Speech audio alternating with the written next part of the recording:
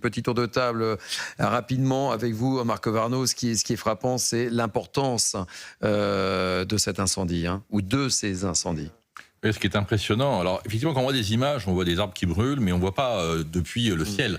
Mais c'est vrai que 20 km de front d'incendie, pour donner une idée, c'est tracer une ligne droite de la Tour Eiffel jusqu'au château de Versailles. C'est-à-dire que c'est, ou d'ici jusqu'à Poissy. C'est-à-dire que le front du feu est colossal. On se rend pas très bien compte parce qu'effectivement, on n'a pas des images de loin, mais c'est un feu qui est énorme. Moi, les seules fois de ma vie où j'ai eu affaire aux pompiers, j'ai eu affaire à des gens qui étaient remarquablement efficaces, remarquablement organisés. Et c'est vrai que, alors sans être inquiet, je m'interroge quand même, parce que ce feu, maintenant, il dure, il menace la périphérie de Bordeaux. On sait que les pompiers sont efficaces. Bon, il faut espérer que, comme ça a été dit à de nombreuses reprises, que les conditions climatiques deviennent un peu plus favorables et que les pompiers puissent en venir en bout.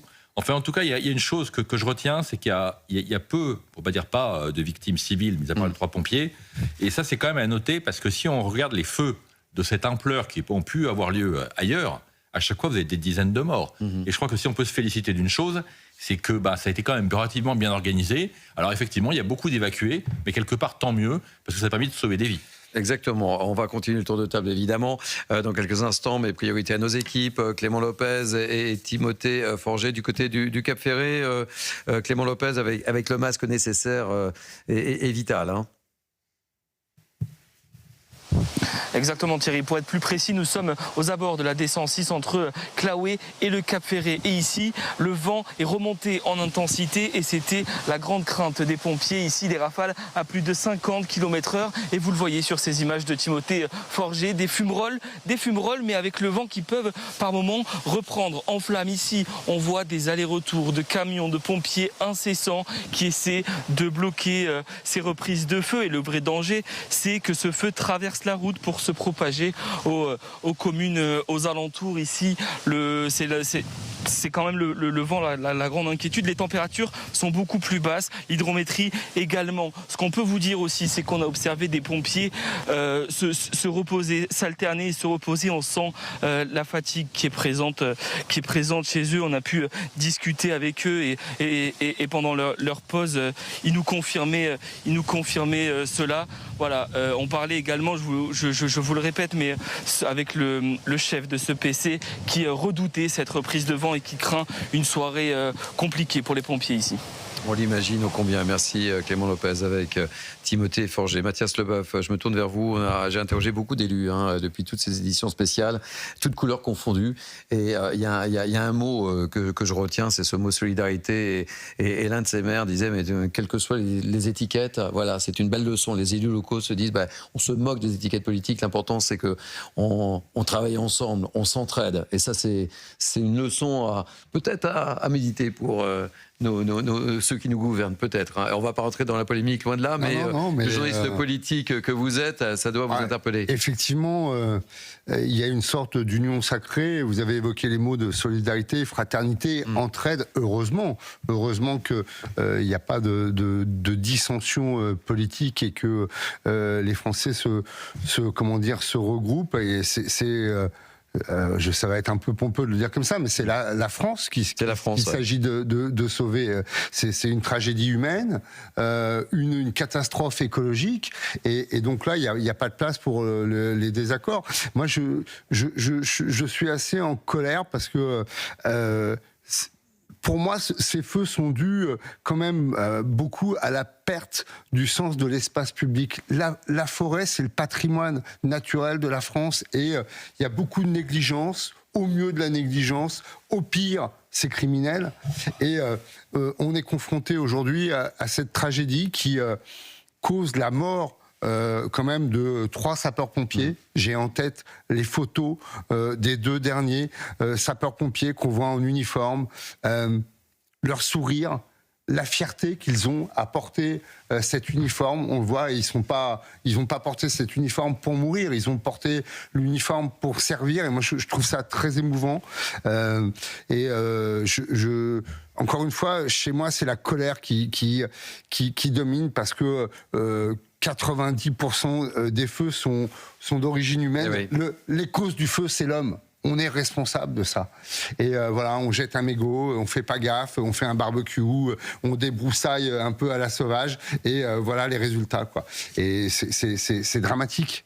Arnaud Klaasfeld, que retenez-vous de ces images et alors qu'on voit la 400M, hein, cet avion qui n'était pas prévu d'intervenir tout de suite. Hein, parfois, ça interroge aussi. Hein, je le disais, un pilote de Canadair me disait bon, ok, il va falloir qu'on apprenne à travailler avec, mais la vocation de cet avion n'est pas la même. Mais bon, tous les moyens sont importants et vitaux. Arnaud, qu'est-ce que vous retenez de tout ça? On regarde les images à la fois des gens évacués à Bordeaux ou dans les petites communes, les gens qui partent avec leur grand-mère ou qui partent avec leurs chats ou leurs chiens, leurs animaux.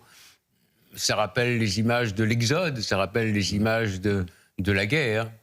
Donc c'est une guerre qui doit être menée. Cette guerre va nécessiter beaucoup d'argent pour réaménager la forêt, monsieur va vous en parler, pour recruter plus de pompiers, pour mieux les payer, etc., etc. Donc il va falloir mener cette guerre. On s'arme considérablement pour une guerre qui semble inévitable avec la Russie peut-être. C'est pas à moi de porter un jugement, mais il faut aussi porter la guerre pour préserver notre patrimoine naturel, et ça c'est extrêmement important, et il faut de l'argent, et pour l'instant les caisses de l'État sont vides, donc où l'État va trouver l'argent pour, disons, faire face aux défis climatiques. Et d'ailleurs, vous faites bien de faire référence à cela, parce que j'avais... Et je voudrais aussi parler des... Parce que j'ai vu passer une vidéo, il y a beaucoup d'animaux, des milliers d'animaux qui meurent, et on a vu passer une biche qui a été sauvée in extremis par les pompiers qui l'ont arrosée d'eau.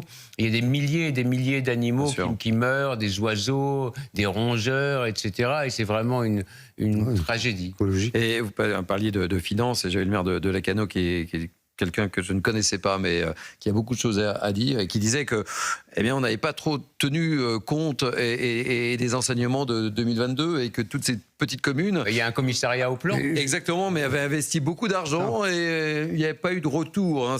Voilà, il ne voulait pas polémiquer, mais il souhaitait le dire. Hein. Même s'il ne souhaite pas polémiquer, en 2022, je rappelle que le président de la République avait annoncé l'achat de 4 Canadair et le remplacement des 12 existants. Bien sûr. Je rappelle aussi qu'aujourd'hui, il n'y a que 2 Canadair qui ont été commandés, qui sont livrés en 2023, et que les 14 autres sont passés à la trappe. Donc c'est vrai que sur ces sujets-là, le politique ferait bien d'être prudent. Parce que là, en l'occurrence, c'est on a beaucoup de rafales. Alors, je vous donne la parole, mais en priorité, évidemment, au témoignage. Nous sommes avec Sébastien Berger, référent feu de forêt de l'UNSA, sapeur-pompier. Merci Sébastien Berger. Désolé, hein, on a un peu de retard, mais l'actualité s'écrit sous nos yeux. Quelle est la situation, le constat que vous faites ce soir? Nous sommes déjà parlé hier, Sébastien Berger. Ouais, donc bonsoir à toute l'équipe. Donc c'est vrai que le constat ce soir, bon, j'ai plutôt, à mon sens, le retour qu'on a eu de la préfète, de la Gironde, tout ça, était plutôt favorable pour cette nuit, où il devrait pouvoir justement l'attaquer, parce qu'avec la météo, on va avoir une baisse des températures, une taux d'hygrométrie qui va monter, et certainement un vent qui va diminuer. Et donc, il va permettre à l'équipe au sol de pouvoir attaquer le feu dans de meilleures conditions, sans trop subir la chaleur, déjà de l'extérieur, et donc pouvoir attaquer le feu correctement. Maintenant, le souci, c'est qu'on est sur un front de flamme de 20 km. Il faut savoir que normalement, sur un groupe d'intervention feu de forêt, qui sont en fin de compte équipés de 4 camions-citernes feu de forêt, on part sur le principe que sur une ligne d'appui, on peut gérer 100 mètres de front de flamme. Donc là, sur 20 km, je n'ose même pas imaginer le nombre de véhicules qu'il faudrait avoir pour éteindre le feu en même temps. Donc, tout simplement pas possible. D'où la présence, en fin de compte, des forces du génie, des militaires et puis de la sécurité civile, qui vont nous faire des pare-feux. Et après, en présence également de personnes qui vont allumer des feux tactiques pour faire des contre-feux, justement, sur certains secteurs, de façon à ce que le feu perde d'intensité quand il va arriver sur zone. Et puis après, on va croiser les doigts pour qu'il n'y ait pas trop d'accidents, parce que là, la fatigue va commencer à s'accumuler par rapport à l'équipe intervenante. Et donc, en un moment, il va falloir qu'ils se mettent au repos si on ne veut pas avoir des personnes qui se blessent. Quoi. Ça dure plus de 12 heures. Sébastien Berger, au moment où vous parlez et vous exprimez, on diffusait cette image impressionnante et spectaculaire de ce fameux A400N. qu'est-ce que cela vous inspire? C'est un moyen supplémentaire, c'est un sujet sensible aussi. Parce qu'on évoquait tout à l'heure avec mes invités, et notamment avec Marc Warneau, cette problématique des Canadair. On manque de Canadair, et puis on a cet avion qu'on teste grandeur nature, hein, même s'il y a eu des tests, mais là, il va être, et il est confronté à une situation inédite, hein, et il va falloir que les Canadair et les pilotes de Canadair apprennent à travailler avec ce nouvel outil, hein, qui est cette A400M. Bah après, bon, c'est vrai qu'il est très efficace, hein, c'est ce que j'ai pu voir. Alors, s'il fait l'équivalent de 2 Dash en transport de retardant, ça veut dire qu'il peut faire jusqu'à 500 mètres de ligne de pause de retardant, alors que les Dash font 250 mètres. Il faut imaginer, hein, ça fait 250 mètres de long sur 50 mètres de large pour un largage de retardant avec les Dash.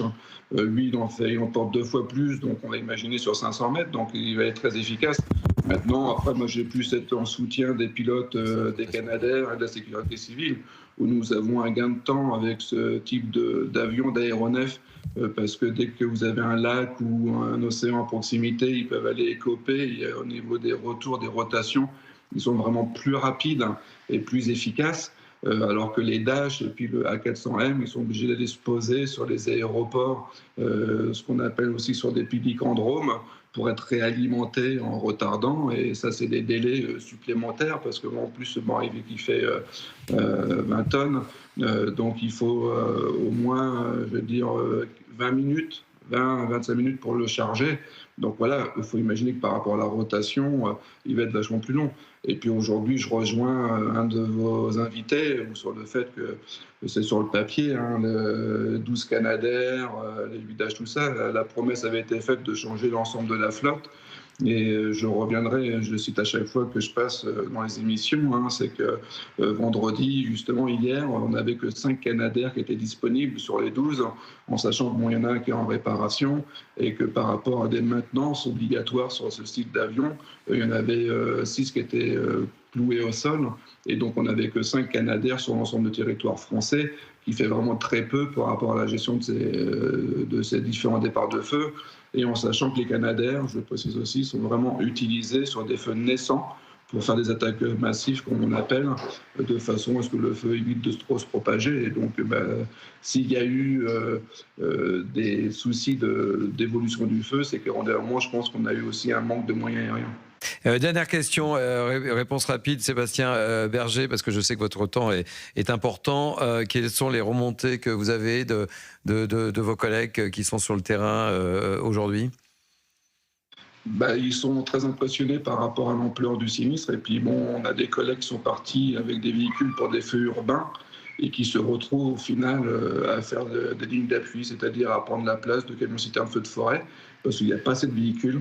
Et donc, ils se retrouvent exposés à un front de flamme sans avoir de moyens de protection, c'est-à-dire que les véhicules ne sont pas équipés de systèmes respiratoires et donc également d'autoprotection cabine, alors qu'ils font des lignes d'appui. Alors que normalement, ces lignes d'appui, justement, doivent être effectuées par des camions-citernes feux de forêt qui, eux, sont équipés d'autoprotection et des respirateurs en cabine. Mais bon, après, je pense que ça a été fait en toute intelligence, donc ils sont pas forcément mis au plus virulent du feu, mais sur éviter tout ce qui est saute de feu. Et donc, c'est plutôt favorable pour eux. Oui.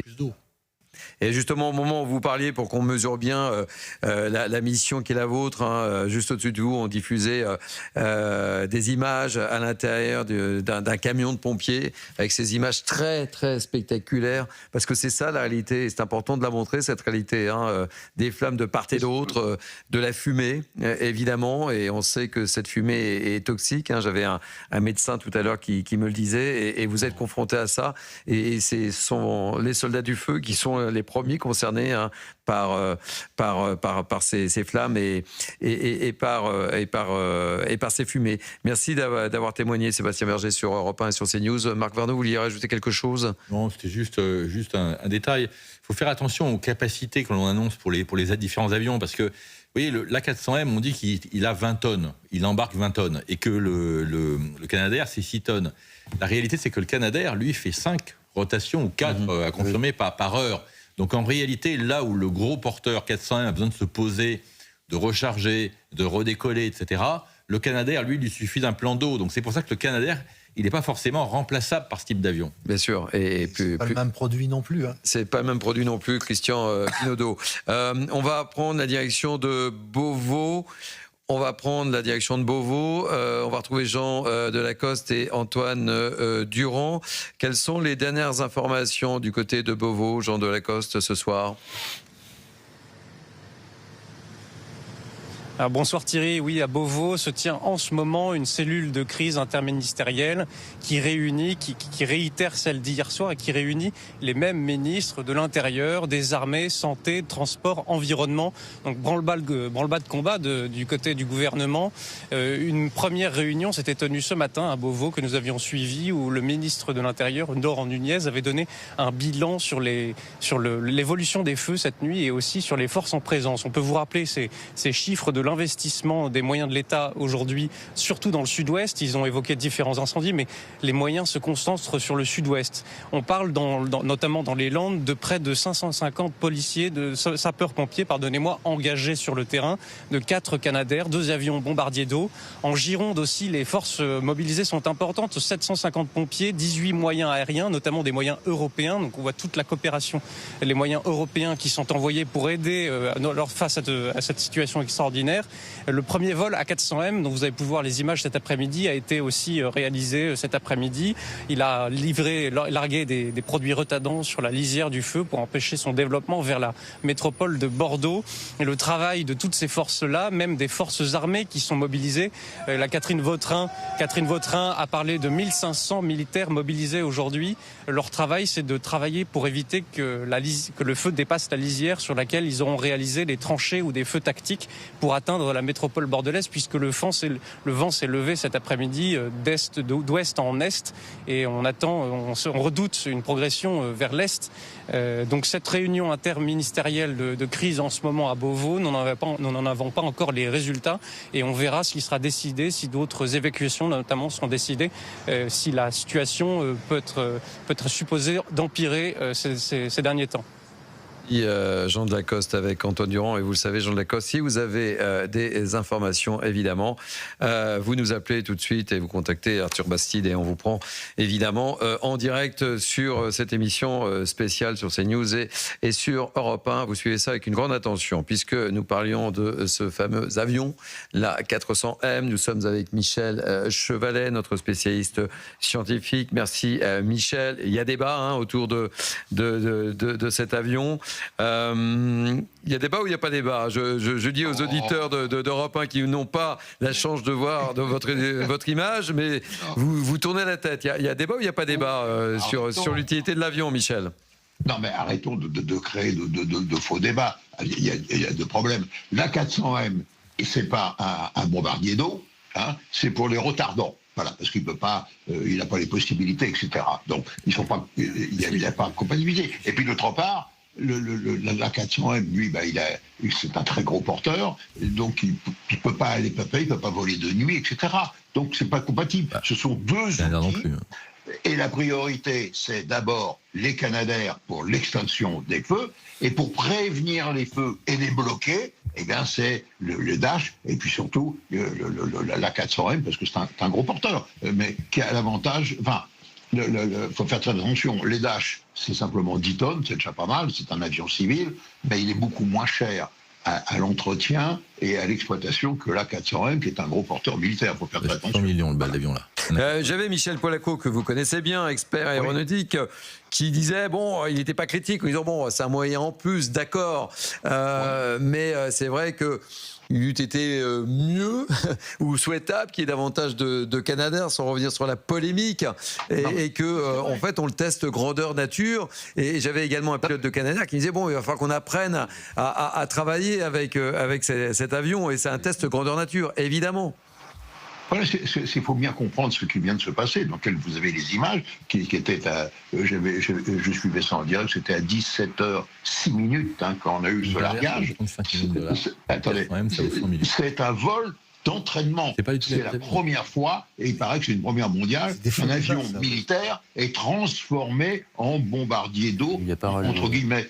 Utiliser les avions civils et les transformer en bombardier d'eau, les Américains le font avec des DC-10, des 747, des gros porteurs. Mais là, c'est la première fois qu'on utilise un avion militaire, un gros porteur, pour participer à la lutte contre les incendies. Donc c'était un vol d'entraînement. Et là, maintenant, on se pose et on va regarder, parce qu'il n'était pas tout seul. Il y avait un hélicoptère qui l'accompagnait, il y avait un Beech qui l'accompagnait, et on va dépouiller ça, savoir est-ce que le largage s'est bien passé, est-ce que c'était efficace, est-ce qu'il n'y a pas eu de problème technique, voilà. Et après, en fonction de ça, on se dit, on va peut-être généraliser, disons, utiliser un peu plus. Mais surtout, moi, ce que je vois derrière ça, comme c'est un avion européen, c'est l'Airbus, c'est un avion européen, il est construit en Espagne, à Séville, on se dit, est-ce que si ça se révèle, c'est efficace, mais est-ce que enfin, au niveau européen, on va se dire, on va affecter un certain nombre d'A400M à la lutte contre les incendies. Là, ça serait, de ce côté-là, quelque chose de positif. Michel, écoutez ce que disait Michel Polaco, justement, et puis on poursuit le débat, parce qu'il y a un débat autour du plateau avec mes invités. Écoutez Michel Polaco. Il faut reconnaître que c'est quand même très précipité. Ni Airbus, ni l'armée de l'air n'étaient prêts pour ce genre d'opération avec ce genre d'avion. Donc il y a eu des tests qui ont été faits en 2022 en Espagne, pas sur des feux réels. Les Espagnols ont été séduits, ils ont commandé 4 kits pour pouvoir équiper cet avion. Il y a donc un kit qui est expérimental, qui est sur l'avion et qui va pouvoir être utilisé chez nous en France. Les essais ont été faits par Airbus en France l'année dernière, l'été dernier, en 2025, mais toujours pas sur un feu réel. Oui, c'est un très bel avion qui pourra peut-être convenir pour des missions de renfort, c'est certain, mais c'est quand même très précipité et c'est véritablement très expérimental. Voilà ce que disait notre confrère Michel Polaco, Michel Chevalet. Ben oui, le Michel est d'accord avec l'autre Michel, c'est un grand ami que je respecte et que j'admire. Mais non, mais il a raison. Ce qui était précipité, si vous voulez, c'est la décision politique du gouvernement pour dire il faut qu'on fasse quelque chose. Comme tout de même on manque un peu de Canadair, des trucs, on va utiliser, allez, on l'avait déjà essayé, ça marche, et bien ce coup-ci on va faire un essai grandeur nature sur un vrai feu. C'est ça qui est nouveau. Donc Michel Polaco a raison. Bon, formidable. Dites-moi, Michel Chevalet, un mot sur ce feu, et ensuite je donnerai la parole à Christian Pinaudot. On parle de bombes, et vous utilisez le terme bombe thermique. Bombe thermique, mais bien sûr, la quantité d'énergie qui est libérée, c'est quelque chose de colossal, puisque l'on parle que sur 200 mètres, c'est à peu près l'équivalent de la quantité d'énergie d'une centrale nucléaire. C'est pour vous donner les ordres de grandeur. Ce qui vous explique qu'il y a la formation, et ça c'est ce qui est nouveau et qui complique considérablement les choses, c'est pas un feu classique, c'est un méga feu, parce qu'il se forme la colonne d'air chaud, parce que c'est une quantité d'énergie, colonne d'air chaud qui va monter, et si la colonne d'air chaud, elle monte, elle forme un cumulus, un pyrocumulus, on le voit dans le ciel, mais si la colonne d'air chaud monte, arrive à la base de l'air froid, la nature horreur du vide, et donc il y a des vents qui se forment tourbillonnaires qui viennent s'ajouter aux vents dominants que donne le Météo France. Et donc ça complique terriblement la prévision et l'évolution. Et puis enfin, est apparu ce que l'on a appelé l'orage de feu, c'est que le cumulus, le pyrocumulus, avec la vapeur d'eau, s'est transformé en cumulonimbus, c'est-à-dire en nuage d'orage. Et qui dit nuage d'orage, dit à nouveau vent tourbillonnant, risque d'éclairs, etc. Voilà, c'est ça qui est fondamentalement nouveau et qui fait que l'on parle, moi je dis de bombe thermique, évidemment, par l'énergie, enfin là on parle d'orage de feu, et c'est la grande nouveauté de ce feu. Merci Michel Chevalet, notre spécialiste scientifique. Merci beaucoup. Christian Pinaudot, j'entendais Marc Varnaud vous poser la question, mais j'allais vous la poser. Combien de temps ça peut durer, ces incendies ? Longtemps.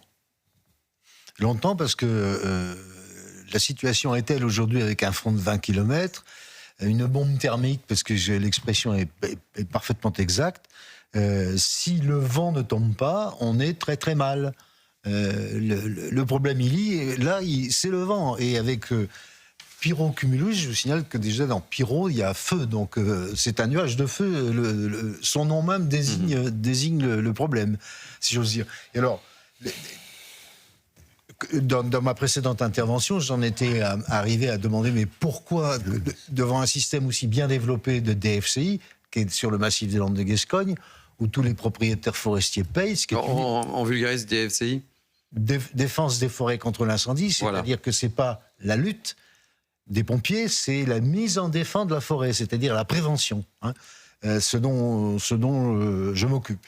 Et c'était un système exemplaire, d'ailleurs avec des résultats exemplaires. Deux chiffres. La Gironde, c'est 1500 départs de feu par an, en moyenne. C'est le département le plus menacé par le feu depuis les 50 ans. Et par exemple, toute la région PACA, c'est 600 feux par an, en moyenne. Vous voyez, donc c'est plus du double sur un seul département. Et pourtant, on dépassait pas 2000 hectares par an de feu ou 3000 hectares par an de feu, c'est-à-dire 2 ou 3 hectares par feu. Donc le système est très efficace, exemplaire.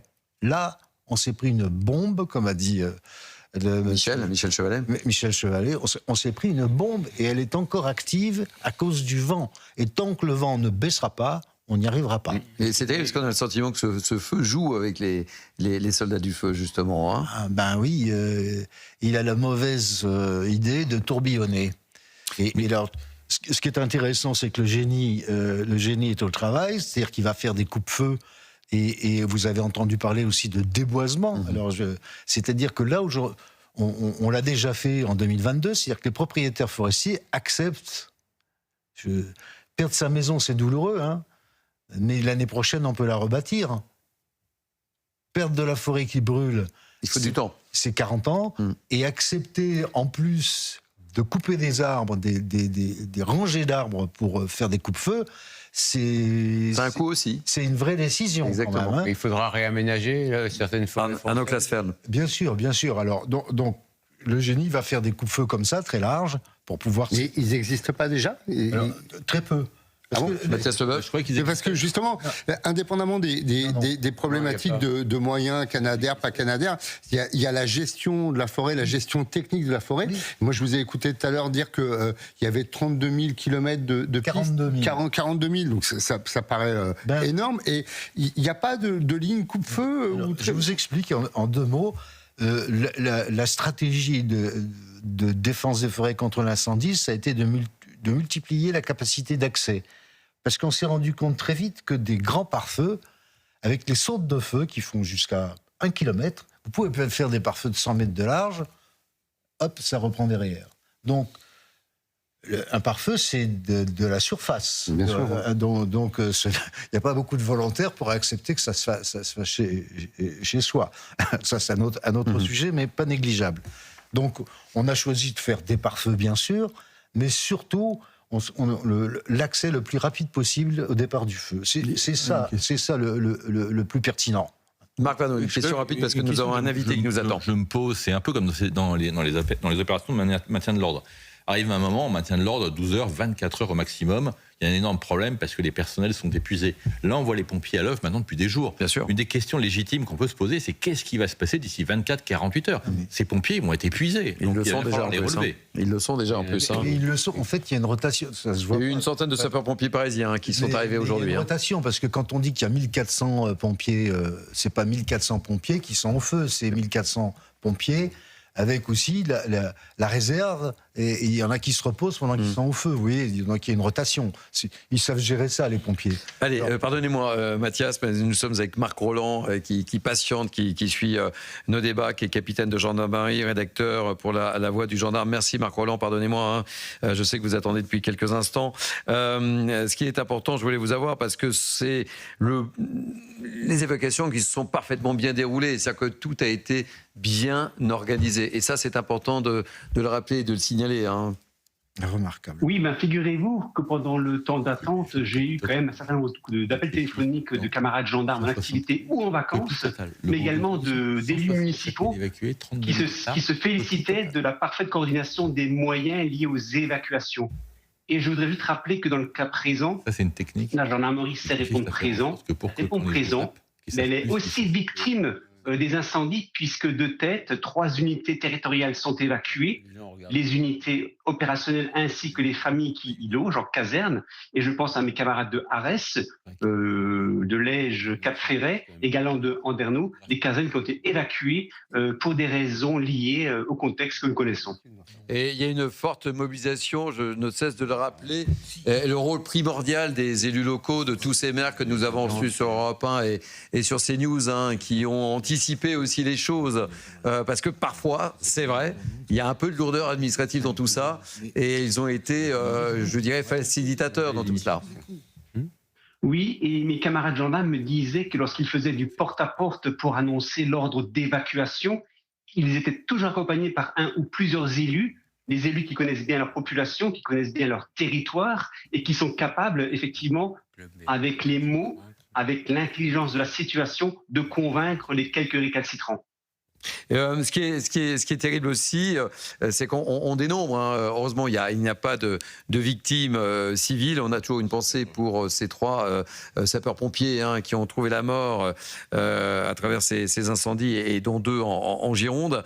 Il n'y a pas eu de victimes civiles. En revanche, oui, il y a eu des dégâts au niveau des habitations. Laurent Nunez le rappelait, la préfète de la Nouvelle-Aquitaine également aussi.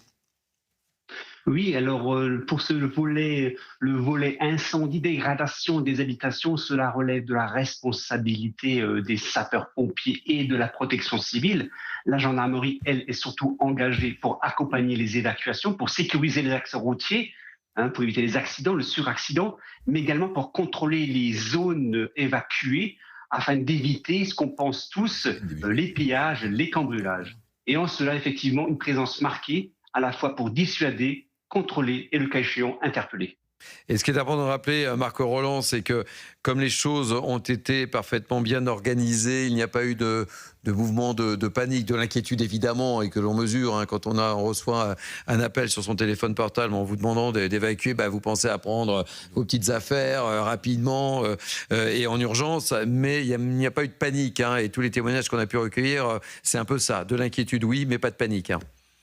Exactement, et c'est là qu'on découvre tout le sens militaire qui fait partie quand même de l'ADN du français, c'est cette capacité de résilience, cette rusticité qui parfois nous a manqué et qu'on découvre brutalement avec ces faits d'ampleur manifeste et majeure. Cette capacité à rester 2-3 jours dans les mêmes vêtements, ceux qui sentent la fumée, la sueur, la proximité, dormir dans un environnement qui n'est pas le sien, manger des aliments qui ne sont pas forcément ceux qu'on consommerait habituellement, cette notion de résilience qui effectivement aujourd'hui participe pleinement à cette opération majeure d'évacuation et de mise à l'abri. Merci beaucoup d'avoir été notre invité ce soir sur CNews et sur Europe 1, Marc Rolland. Je rappelle que vous êtes capitaine de gendarmerie et rédacteur pour La Voix du gendarme. On va aborder un thème important, on l'a un peu abordé tout à l'heure avec nos équipes, Mathilde Ibanez et Manon Varaldo, qui étaient toutes les deux au Parc des Expositions de Bordeaux, qui accueille un grand nombre de personnes qui ont été évacuées. Nous sommes avec Emmanuel Alioua, psychotraumatologue. Merci Emmanuel d'être avec nous. Il faut trouver les mots, même si nous le disions avec notre invité précédent, les choses se sont plutôt bien passé, c'est important de le rappeler. Il n'y a pas eu de victimes physiques chez les habitants. En revanche, on peut légitimement se poser la question de savoir comment on vit tout cela, cette situation, ces flammes, ce feu, ces fumées, et puis le fait de tout quitter rapidement. Il faut savoir trouver les mots aussi, Emmanuel. J'ai envie de lui dire, les mots, c'est une spécialité française, mais en urgence, il s'agit surtout d'agir. Et ce qu'indiquait votre interlocuteur précédent, c'était justement son admiration pour la capacité des Français à avoir fait face et à avoir agi et à ne pas être resté dans la passivité, de ne pas avoir cédé à la panique. Et ça, effectivement, ce sont des facteurs de résilience. Et s'il y avait une précaution à poser vis-à-vis de tous les gens qui vont, parce que évidemment qu'il s'agisse des pompiers ou des déplacés, les pompiers, on sait qu'ils ont 4 à 7 fois plus de chances de développer un trouble de stress post-trauma que la population moyenne française. Et des gens qui vont perdre leur maison ou qui ont perdu leur maison, sont dans une situation aussi qui peut être fortement traumatogène. Ce qu'on peut leur dire, c'est pas de passivité. La passivité, ça augmente le sentiment d'impuissance. Le sentiment d'impuissance est générateur du trauma. Donc, restez actifs, faites des choses. Pas de langage émotionnel dans les moments où vous êtes en état de stress intense, surtout pas. Donc, évidemment, le fameux débriefing psychologique qui est la méthode nationale française et qui est contre-indiquée par l'OMS depuis plus de 10 ans est à proscrire. En urgence, on n'a pas besoin de parler de nos émotions, on a besoin d'agir. On a besoin de retrouver de la sécurité, de la stabilité, de l'autonomie. Et puis on a vu Emmanuel Alluat tout à l'heure, nous étions au parc des expositions de Bordeaux, hein, où un grand nombre d'évacués ont trouvé refuge et on voyait une mascotte, je crois que c'était la mascotte d'ailleurs du club de rugby de Bordeaux qui était là pour les enfants. Tout ça est important aussi hein, pour leur faire oublier peut-être ce qu'ils ont vécu, parce que lorsqu'on est un petit bout de chou, quitter tout cela, ça peut être un peu traumatisant. Et encore, je pèse mes mots. Hein. En fait, étonnamment, pour avoir, notamment avec le CICE, beaucoup pris en charge des déplacés sur des séismes, sur des catastrophes naturelles ou des guerres, les enfants sont ceux qui s'en sortent souvent le mieux. Ils ont une capacité de créativité du fait de passer à autre chose très rapidement, qui est facteur de résilience. On sait qu'il y a l'humour, le jeu, le recul, le soutien social, et c'est ce qu'on voit aujourd'hui en France et qui est juste fabuleux, parce que les pouvoirs publics, les pompiers, les gendarmes, des mouvements de bénévoles, la cohésion sociale, les amis, la famille, des étrangers, il y a des mouvements partout en France qui se développent et cette cohésion sociale est un facteur fort de prédictif de résilience. Alors ça ne veut pas dire, là ils sont dans l'action, hein, tous ces gens-là sont dans l'attente. Cette attente, il ne faut pas qu'elle reste passive, encore une fois. Il faut qu'ils fassent des choses, en tout cas avec leur cortex préfrontal, avec leur cerveau, et qu'ils ne soient pas dans la rumination émotionnelle. Et va venir le temps où ils sauront s'ils ont perdu ou pas leur maison, et là ce sera un autre temps, hein, celui effectivement d'être confronté à la réalité vitale. Oui, absolument, à la réalité. On a plusieurs temps, donc on va les gérer étape par étape.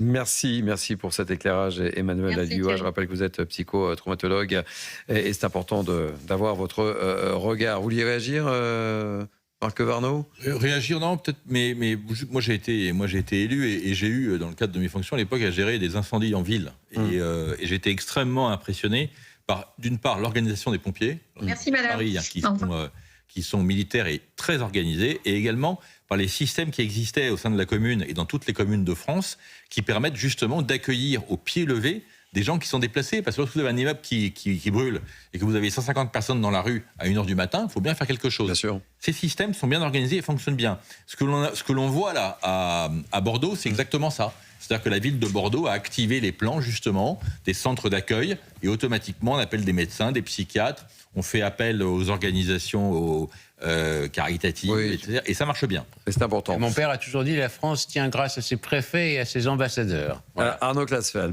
très bien, je saluer votre père, évidemment. On va faire un point sur la météo, c'est important, au moment où on se parle. Hein. Je parle sur votre gouverne, Christian Pinoteau, puisque vous êtes un expert des incendies et des feux de forêt. À quelle sauce allons-nous être mangés, ou plus exactement les habitants des Landes et de la Gironde? Patrick Marlière, vous étiez avec moi hier. On fait un point complet sur la météo. Qu'est-ce que vous nous dites ce soir? Hier, vous n'étiez pas très rassurant. Hein. Il y a eu quand même un petit peu de pluie qui a un peu calmé les choses, nous disait Laurent Nunez. Alors, quelles sont les prévisions là? Parce que c'est important, hein, et tout le monde vous écoute sur Europe 1 et sur CNews.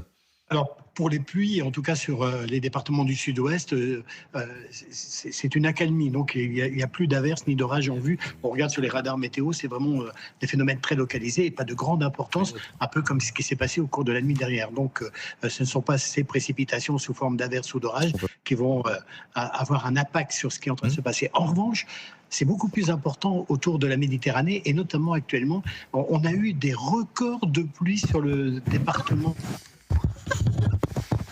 Alors, on vous entend. Il va falloir qu'on branche le fil rouge avec le fil vert. On vous entend. Est-ce que ça marche? Attendez, j'ai l'impression que ça remarche, Patrick Marlière. Ah, ok, ça marche. Ok. Je vous disais que pas eu de pluie importante et il n'y en aura pas d'ici ce soir sur la Nouvelle-Aquitaine. En revanche, sur le Var et sur le Sud-Est, il y a eu des pluies très marquées. On a battu des records de pluie sur le département du Gard et à Sainte-Marie-de-la-Mer, il est tombé 50 litres d'eau au mètre carré en moins d'une heure. Ces orages actuellement sont sur Marseille et se dirigent vers le département du Var. Donc il pourrait y avoir sur ce département de très bonnes pluies, de très fortes averses d'ici le début de la soirée. Donc ça, sur ces départements-là, au niveau des pluies, c'est plutôt une bonne nouvelle. La situation va un peu se calmer demain. Au niveau des orages, donc pas de pluie à attendre. Au niveau météo, il y a une perturbation qui va traverser la France, mais de faible activité, quelques gouttes de la Bretagne jusqu'au Nord-Pas-de-Calais. Et puis, vous l'aviez annoncé aussi depuis un petit moment, on reparlait de ces phénomènes de canicule qui reviennent assez largement à partir du début de la semaine. Dès mardi, on va battre certainement aussi là des records de température. On attend 34 degrés ou 35 degrés à Lille, mercredi. Alors, question importante, Patrick Barlière, l'ennemi des soldats du feu, c'est le vent. J'aimerais bien qu'on fasse un point précis sur ce fameux vent dont on parle et toutes nos équipes qui sont sur le terrain aux côtés des sapeurs-pompiers s'interrogent et c'est une grande part d'inquiétude, évidemment.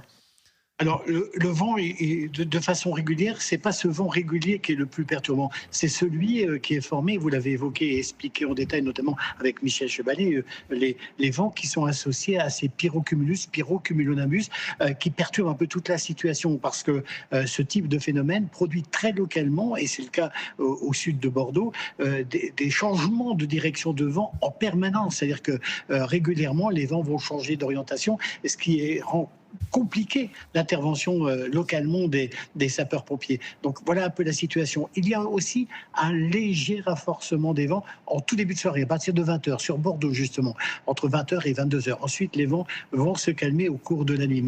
Mais attention, donc en début de soirée, sur ces secteurs, c'est le vent qui va venir encore perturber le travail des sapeurs-pompiers très localement. Et cela est accentué par ces phénomènes de pyrocumulonimbus qui sont vraiment très actifs et qui accentuent évidemment la dispersion de ces feux de forêt. Alors pour résumer, par rapport à hier, vous n'étiez pas très optimiste, je vous l'ai dit d'ailleurs. Il faut avoir quoi? C'est quoi l'état d'esprit ce soir? Je ne suis pas plus optimiste qu'hier. Je veux dire que je suis très inquiet, moi, par rapport à deux phénomènes. Je suis peut-être moins inquiet de ce qui va se passer dans le sud-est à cause de ces orages et de ces pluies très importantes qui sont attendues dans ce secteur. Donc pour le Var, je suis plus optimiste. En revanche, pour la Nouvelle-Aquitaine et tous ces secteurs touchés par ces incendies depuis quelques jours, là, malheureusement, je suis un peu plus pessimiste car il y aura encore du vent et des phénomènes extrêmes à craindre, en tout cas jusqu'à demain.